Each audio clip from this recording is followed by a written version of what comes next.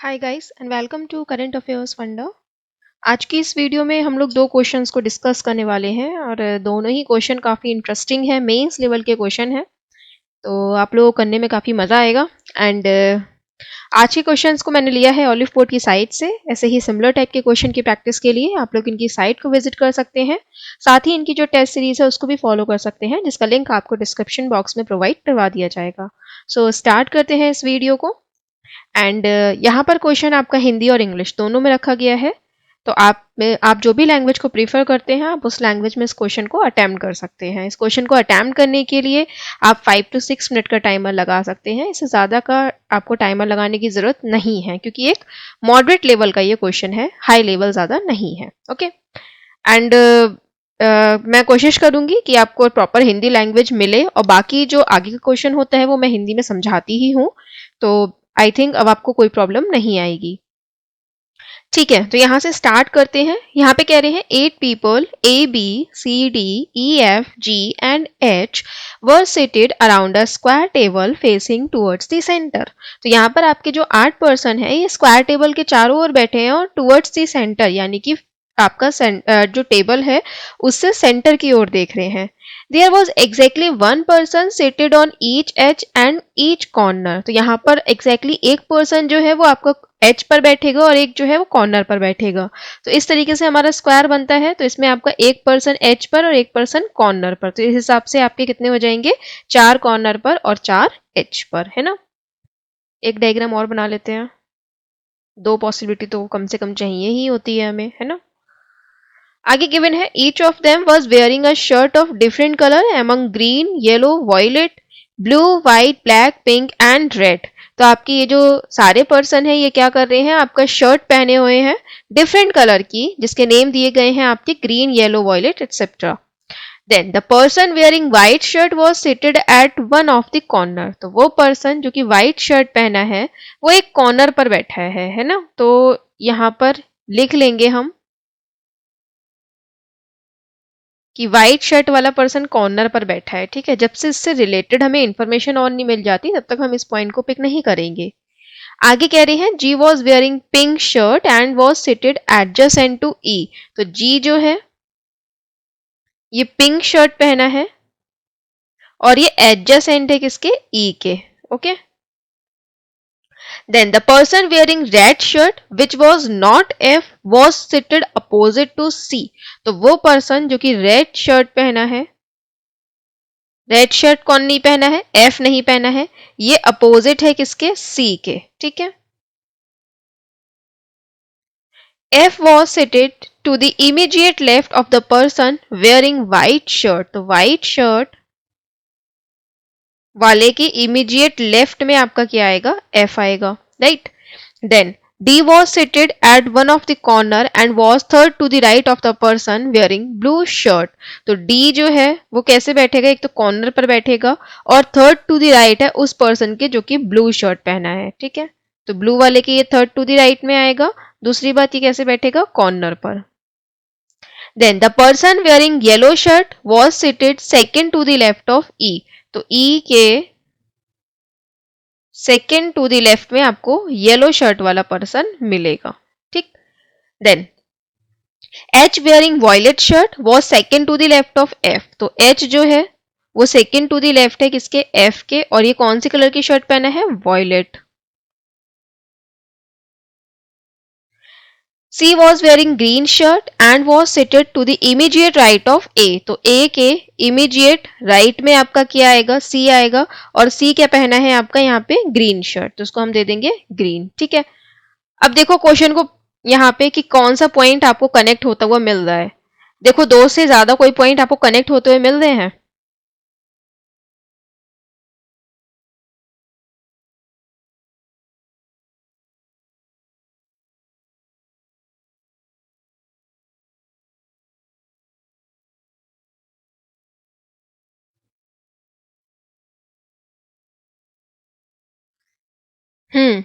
दो से ज्यादा पॉइंट आपको कनेक्ट होते हुए मिल रहे हैं क्या। देखो जैसे अगर व्हाइट कॉर्नर की बात करते हैं तो व्हाइट से रिलेटेड एक आपको एफ मिलेगा, एफ से एच मिल रहा है। ठीक है, इसको हम पिक कर सकते हैं क्योंकि इसमें 3 पॉइंट मिल गए। अच्छा, जी पिंक और ई लेते हैं, तो जी पिंक और ई में हम जी और पिंक को अगर हम फिक्स करते हैं तो पॉसिबिलिटी बहुत सारी बनेगी, बिकॉज पता नहीं है ये कैसे बैठेगा, मतलब कॉर्नर पर बैठेगा या फिर बीच में बैठेगा, है ना। तो व्हाइट को ही पिक कर लेते हैं। तो व्हाइट को अगर मैं इस कॉर्नर पर बैठाती हूँ, स्टार्टिंग में तो आप किसी भी पर्सन को किसी भी कॉर्नर पर बैठा सकते हो, कोई प्रॉब्लम नहीं आती है ना। तो ये व्हाइट मैंने कॉर्नर पर बैठाया। इसके बाद व्हाइट के इमीडिएट लेफ्ट में आपका एफ आएगा, तो एफ यहाँ आ जाएगा, बिकॉज ये कैसा पर्सन फेस कर रहा है, इनसाइड, तो लेफ्ट यहाँ पर आएगा। तो व्हाइट के इमीडिएट लेफ्ट में एफ आ गया, इसे हटा देंगे। अब गिवन है कि एफ के 1 and 2 second to the right में एच आएगा, जिसको वॉयलेट पसंद है, तो एच और वॉयलेट यहाँ आ जाएगा। ओके,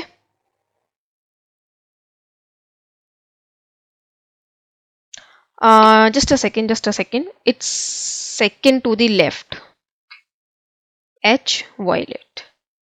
ओके, ये लेफ्ट है तो लेफ्ट में आ जाएगा, है ना। उसके बाद देखते हैं और कुछ, रेड सी, रेड के अपोजिट सी आएगा, तो रेड के अपोजिट सी तो आपका रेड और सी यहाँ भी आ सकता है। फिर इसके अलावा देखो कहाँ कहाँ आ सकता है, फर्स्ट कंडीशन में देखते हैं। रेड एफ को तो दिया नहीं जाएगा, राइट, तो अगर रेड यहाँ पर आ रहा है तो आपका सी यहाँ पर आ सकता है, ठीक है, और सी को क्या मिलना है, ग्रीन मिलना है, ठीक। दूसरा ये वाला पॉइंट भी साथ में ले लो कि ए के इमीडिएट राइट में सी आएगा, सो इमीडिएट राइट में सी आएगा तो ए यहाँ पर आ जाएगा, ठीक है। ये थी आपकी फर्स्ट कंडीशन। सेकेंड कंडीशन पे मूव करते हैं। तो ये व्हाइट है, ये एफ है, एच वॉयलेट, ठीक है। तो रेड हमने यहाँ पे देख लिया। अच्छा, यहाँ पे रेड आ सकता है क्या, नहीं आ सकता, बिकॉज सामने सी नहीं आ सकता, ठीक। रेड यहाँ आ सकता है क्या, नहीं आ सकता, बिकॉज सामने सी नहीं आ सकता। रेड यहाँ आ सकता है क्या, हाँ रेड यहाँ पर आ सकता है। क्या सी यहाँ पर आ सकता है, सी भी यहाँ पर आ सकता है, लेकिन जो दूसरी कंडीशन हमारी ये है कि ए के इमीडिएट राइट में सी आएगा, तो क्या हम ए के इमीडिएट राइट में इस सी को दे पाएंगे, नहीं दे पाएंगे, बिकॉज एच फिक्स है ना। तो यानी कि ये पॉसिबिलिटी भी नहीं बनेगी। देन इसके अलावा और क्या पॉसिबिलिटी है, यहाँ पर रेड आ सकता है क्या, नहीं, बिकॉज सामने सी नहीं आ सकता। यहाँ पे नहीं आ सकता बिकॉज व्हाइट है, और यहाँ पर रेड नहीं आ सकता बिकॉज मना करा गया है कि एफ को क्या नहीं दिया जाएगा, रेड नहीं दिया जाएगा। इसका मतलब ये है कि खाली एक ही कंडीशन बनेगी और आपका आंसर भी एक ही कंडीशन में आ जाएगा। यहाँ पे आज मैंने कंडीशन बनाई ही नहीं है, आपको ओरली थोड़ा समझाने की कोशिश की है। तो ये हो गया ए और सी। देन ई देखते हैं। तो ई के 1 and 2 second to the left में आपका येलो आएगा। जी और पिंक के बारे में कह रहे हैं कि जी को पिंक मिलेगा और ई उसके एडजेसेंट आएगा, है ना। तो जी पिंक आप कहाँ दे सकते हो, देखो जी पिंक आप इन दोनों जगह पर दोगे, क्योंकि यही जगह जो है वो लगातार खाली है। आप कहाँ पर जी और कहाँ पर ई दोगे, देखो अगर आप ई यहाँ देते हो तो इसके बारे में जो ये कहा गया है कि ई के सेकेंड टू द लेफ्ट में येलो आएगा, तो क्या आप यहाँ पर येलो दे सकते हो, नहीं, क्योंकि यहाँ पे तो ग्रीन फिक्स है। इसका मतलब ई आपका यहाँ पे नहीं आएगा, और ई अगर यहाँ नहीं आएगा देन आपका ई यहाँ पर आएगा, और येलो जो है वो कहाँ चला जाएगा, यहाँ चला जाएगा, ठीक है। जी पिंक की बात करेंगे तो जी यहाँ पर आएगा और पिंक यहाँ पर आ जाएगा, ठीक है। फिर डी कॉर्नर में आएगा, तो डी कॉर्नर में आने के लिए एक तो रेड बचा है, एक व्हाइट बचा है ना। तो देखते हैं ब्लू, 1 2 3, ब्लू के थर्ड टू दी राइट में डी आएगा। तो अगर मैं व्हाइट पर डी देती हूं तो क्या मैं blue third to the right में, मतलब ब्लू को इस तरीके से दे सकती हूँ कि डी उसके कैसे आ जाए, थर्ड टू दी राइट में आ जाए, नहीं दे सकती हूँ, बिकॉज यहाँ पर आप देखोगे क्या फिक्स है, एच फिक्स है, जहां पर ब्लू आना चाहिए। इसका मतलब डी यहाँ पर आएगा और ब्लू आ जाएगा यहाँ पे, ठीक है। लास्ट जो कलर बचेगा वो आ जाएगा यहाँ पे, कौन सा कलर है, ब्लैक है आई थिंक, है ना, हाँ ब्लैक, तो ब्लैक मिल जाएगा किसको, एफ को, ओके। तो ये होगा करेक्ट सोल्यूशन। ये फालतू ही बना ली मैंने पॉसिबिलिटीज। गिवन है which colour shirt was F wearing, तो ब्लैक पहना है वो। Who was seated to the immediate right of G, G के इमीडिएट राइट में कौन है, so B, option number B. Who was seated opposite to the person wearing yellow shirt, कौन person जो है वो अपोजिट बैठा है किसके, येलो शर्ट के, तो येलो शर्ट के अपोजिट कौन बैठा है, एच, जिसको वॉयलेट कलर की शर्ट जिसने पहनी है। ऑड वन आउट बताना है, तो एच रेड, एच और red, E green, E and green, B white, B and white, F red, F and red, C yellow, C and yellow, मतलब सब जो है एक दूसरे के एडजेसेंट वाले कलर और पर्सन को लिया गया है except B and white. Option number C correct answer होगा। चलिए इसका आंसर आप लोग मुझे कमेंट सेक्शन में दीजिए, मैं मूव करती हूँ अब नेक्स्ट क्वेश्चन पे। ठीक है, इसका एक बार स्क्रीनशॉट ले लीजिए और खुद से अटेम्प्ट करिए इस क्वेश्चन को। ये वाला जो क्वेश्चन है ये आपका एसबीआई पीओ के प्रीलिम्स में भी आ सकता है। ये क्वेश्चन का लेवल अच्छा है। इस टाइप के क्वेश्चंस जो हैं वो आप लोग पीओ के प्रीलिम्स में बहुत आराम से देख सकते हो। इवन एसबीआई जरूरी नहीं है, आप एसबीआई में ही देखो, आप आरआरबी पीओ में भी ऐसे क्वेश्चन देख सकते हो, क्योंकि अब आरआरबी पीओ का जो लेवल है वो बहुत ही अच्छा है। अगर आपने लास्ट ईयर पेपर दिया है तो उसका लेवल धीरे धीरे धीरे बढ़ता ही जा रहा है, आरआरबी वाला तो रहा ही नहीं है। तो बेहतर है कि आप आरआरबी के लिए भी अगर प्रिपरेशन कर रहे हो तो क्वेश्चन का लेवल बहुत अच्छा रखना, क्योंकि अब कंपटीशन काफी इंक्रीज हो गया है, पेपर अच्छा आएगा। अब देखो यहाँ पे कह रहे हैं there are 2 rows with 5 seats each. तो यहाँ पर आपकी 2 रो हैं जिसमें आपकी 5 सीट्स दी गई हैं। 5 people are sitting in one row facing south while 4 are sitting in another row facing north। ठीक है, पूरे स्टेटमेंट में कहीं भी, पूरे आपके पैराग्राफ में कहीं भी कोई एक ऐसा स्टेटमेंट आपको मिले कि ये पर्सन नॉर्थ नहीं देख रहा है, या ये पर्सन साउथ देख रहा है, या ये पर्सन साउथ वाली लाइन में नहीं बैठेगा, या कुछ भी आपको ऊपर यानी कि जो इंस्ट्रक्शंस होते हैं उसके अलावा जो पूरा पैराग्राफ होता है वहां पर कहीं भी नॉर्थ साउथ का अगर आपको स्टेटमेंट मिल रहा है तो आप पॉसिबिलिटी बनाएंगे कि ये पर्सन जो है ये एक बार में नॉर्थ देखेगा, दूसरी बार में साउथ देखेगा। ठीक है, लेकिन अगर आपको कोई भी ऐसा स्टेटमेंट नहीं दिया गया है तो आप जब क्वेश्चन को शुरू करते हैं तो आप अपने आप से कुछ भी एज्यूम कर सकते हैं कि ये पर्सन नॉर्थ देख रहा होगा या फिर साउथ देख रहा होगा। ठीक है, आप कुछ भी एज्यूम करके उसको बैठा सकते हैं और उसके अकॉर्डिंग अपना जो क्वेश्चन है उसको सॉल्व कर सकते हैं। ठीक है, अगर ऐसा मेंशन नहीं है तो, और ये बिल्कुल शुरुआत के टाइम पे आप करोगे। ठीक है, मैं आपको करके दिखाती हूँ, इसका जो आंसर है उसके अपोजिट मैं इसको सॉल्व करूंगी, है ना।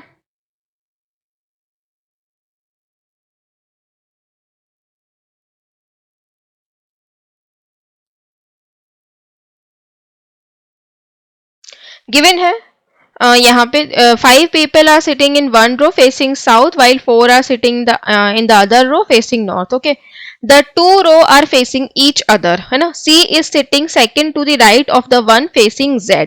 यहाँ पर कहीं भी नॉर्थ और साउथ की बात नहीं करी गई है, तो मैं C को यहाँ पर नॉर्थ की तरफ फेस ये कर रहा है ऐसा मानकर मैं इसको बैठा दी हूँ। ठीक है, तो ये सेकंड टू द राइट है उस पर्सन के जो कि Z को फेस कर रहा है। ठीक है, तो अगर मान लीजिए Z यहाँ पर आता है तो C यहाँ पर आ जाएगा, फर्स्ट कंडीशन। Z यहाँ पर आता है तो C आपका यहाँ आ जाएगा, सेकेंड कंडीशन। Z यहाँ पर आता है तो C आपका यहाँ आ जाएगा, थर्ड कंडीशन। ठीक है, then A is sitting on the third seat of the left of V। तो A जो है वो कैसे बैठी है, थर्ड सीट पर है to the left of V। अब यहाँ पे मैं पॉसिबिलिटीज बना लेती हूँ, हालांकि ये पॉसिबिलिटीज बनाने की जरूरत है नहीं, ये बहुत जल्दी एलिमिनेट हो जाएंगी, लेकिन यहाँ पर जब मैं क्वेश्चन को थोड़ा अलग तरीके से समझा रही हूँ तो बेहतर है कि मैं आपको पॉसिबिलिटीज बना के दिखाऊं। ठीक है, फर्स्ट कंडीशन में आप V को कहाँ फिक्स कर सकते हो। देखो पहली कंडीशन में जो फर्स्ट है, इस फर्स्ट का ये फर्स्ट ए डायग्राम है, ये बी डायग्राम है। ठीक है,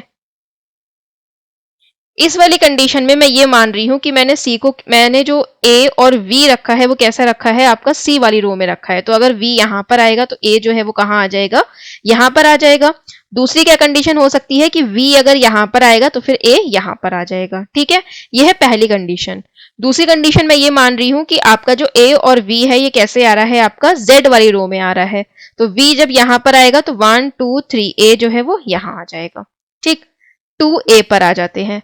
पहली कंडीशन में मैं ये मान रही हूं कि ये जो आपका V और A है वो C वाली लाइन में है, तो V अगर यहां पर आएगा तो A जो है वो यहां पर आ जाएगा। इसके अलावा और कोई पॉसिबिलिटी नहीं है। 2B वाली कंडीशन में मैं ये मान रही हूं कि आपका A और जो V है वो कैसे बैठे हैं, Z वाली रो में बैठे हैं, तो V यहां पर आएगा तो फिर A यहां आ जाएगा। ठीक है, 3 में अगेन मैं V को यहां पर और A को यहां बैठा दी हूं, और इसी में मैं एक पॉसिबिलिटी और मान रही हूं कि V यहां पर आएगा तो फिर आपका A जो है वो कहां आ सकता है, यहां पे। ठीक है, एक कंडीशन और बन सकती है इसमें कि आपका A जो है वो यहां पर आ जाए और V यहां पर आ जाए। ठीक है, ओके, आगे बढ़ते हैं।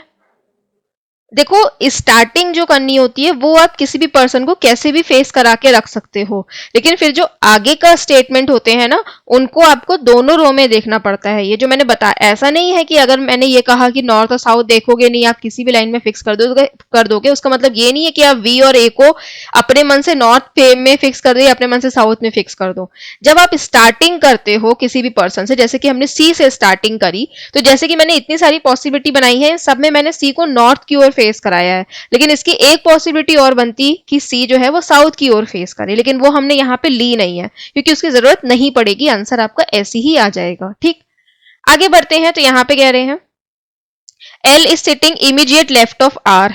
एल जो है वो इमीडिएट लेफ्ट है आर के, तो इसको लिख लेते हैं क्योंकि इससे पॉसिबिलिटीज काफी बनेंगी। Then U and T are in different row, so U और टी डिफरेंट रो में आएंगे। P is sitting second to the right of R। P जो है वो सेकेंड टू द राइट है किसके, R के। A is not facing C और Z। A जो है वो C और Z को फेस नहीं कर रहा है। पहली कंडीशन कट गई, दूसरी कंडीशन कट गई, ये भी कट हो जाएगी। सॉरी, इसमें आपकी एक कंडीशन कट हो जाएगी, ये वाली। ठीक है, इसमें आपकी ये कंडीशन कट गई, इसमें आपका A और C को फेस नहीं कर रहा है। ठीक है, तो ये आपकी जो कंडीशन है ये कट हो जाएंगी। Then Z is not C is not neighbour of R। C जो है वो R का नेबर नहीं है, यानी कि C और R एक दूसरे के एडजेसेंट नहीं बैठेंगे। Z is not a neighbour of P और U। Z जो है वो P और U का नेबर नहीं होगा। Z is not facing U। Z जो है वो U को फेस नहीं करेगा। ठीक है, R और P से पिक कर लेते हैं क्योंकि इसमें काफी सारी पॉसिबिलिटी है। L के R के इमीडिएट लेफ्ट में आपका L आएगा, है ना। तो फर्स्ट कंडीशन में देखते हैं, R और C ये दोनों एक दूसरे के एडजेसेंट नहीं होंगे, यानी कि C के पास R नहीं आएगा। तो R कहाँ आ सकता है, देखो R अगर यहां पर आएगा तो L यहां पर आ जाएगा। लेकिन यहाँ पे एक चीज और भी कह रहे हैं कि P sit second to the right of R। तो क्या इस कंडीशन में मैं P को बैठा पा रही हूँ सेकेंड टू द राइट में R के, नहीं, यानी कि R यहाँ नहीं आएगा।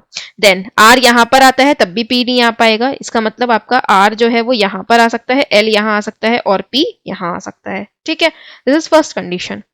इस कंडीशन में देखते हैं तो इसमें हम लोग R और L और P को कहाँ बैठा सकते हैं, देखो Z वाली लाइन में नहीं बैठा सकते हैं। क्यों, क्योंकि यहाँ पर आपकी जो जगह है वो नहीं है 3 पर्सन को बैठाने की। तो हम लोग यहाँ पर बैठा के देखते हैं, कौन सी, नीचे वाली लाइन में। तो यहाँ पर R की इमीडिएट लेफ्ट में L आएगा और R और C एडजेसेंट नहीं है, तो R यहाँ पर आ सकता है और L यहाँ आ सकता है। लेकिन क्या मैं इस हिसाब से आपका P दे सकती हूँ, मैं P नहीं दे सकती हूँ, यानी कि ये कंडीशन भी कट हो जाएगी। ठीक है, इस कंडीशन में देखोगे तो यहाँ पर आपका तीनों वेरिएबल जो है वो V Z A वाली लाइन में तो आ नहीं सकते हैं। तो हम लोग क्या करेंगे, नीचे वाली लाइन में इसको फिक्स करेंगे। नीचे वाली लाइन के लिए R की इमीडिएट लेफ्ट में L आएगा और R की सेकेंड टू द राइट में P आएगा। तो R यहाँ पर आएगा तो L यहाँ पर और P यहाँ पर आ जाएगा, और कोई कंडीशन तो फिक्स होगी नहीं। इस कंडीशन में देखोगे तो C वाली लाइन में तो आ नहीं सकता R P और L। Z वाली लाइन में देखते हैं तो R यहाँ पर आएगा।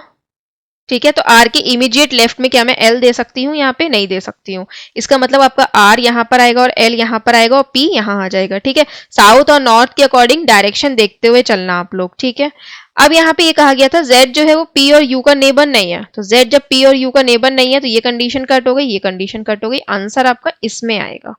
Z जो है वो U को नहीं देख रहा है, Z जब U को नहीं देख रहा है और Z के एडजेसेंट U नहीं है तो U आ जाएगा फिर यहाँ पर। C और U एक दूसरे को फेस करेंगे। ठीक है, फिर U और T दोनों डिफरेंट रो में है, यानी कि T आ जाएगा यहाँ पे। ठीक है, ये भी हो गया, ये भी हो गया, ये भी हो गया, ये भी हो गया, ये एक पर्सन बच गया।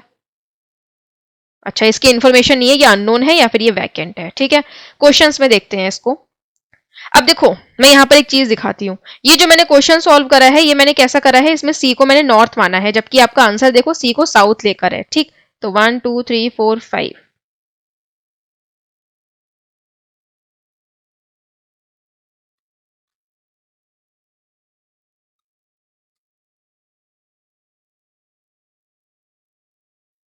देखो गिवन है who is facing L। L को कौन फेस कर रहा है, L को V फेस कर रहा है। ठीक है, L को V फेस कर रहा है, option number D. Then who is sitting second to the right of T। Second to the right में कौन बैठा है T के, C। इस कंडीशन में देखो T के सेकेंड टू द राइट में कौन है, C, option number C. Which of the following seat is vacant, कौन सी सीट जो है वैकेंट है, V के जो इमीडिएट लेफ्ट में है वो वैकेंट है। सेम यहां पर जो वैकेंट है वो कैसे है, V के इमीडिएट लेफ्ट में। ठीक है, यानी कि दोनों से फिर आंसर सेम आया। इस तरीके से आपके दोनों ही डायग्राम से बाकी आंसर भी सेम आएंगे। ठीक है, तो आप कहीं से भी क्वेश्चन को उठा सकते हो। Who is sitting immediate left of A, U बैठा है। पीछे वाले उसमें देखना वहां पर भी A के इमीडिएट लेफ्ट में ही U बैठा होगा, ऑप्शन नंबर बी। तो चैनल को सब्सक्राइब कर लीजिए ताकि आपको रेगुलर नोटिफिकेशन मिलता रहे और यहाँ जाकर आप लोग प्लेलिस्ट में अदर वीडियोस को भी वॉच कर सकते हो। Thanks for watching this video, have a nice day.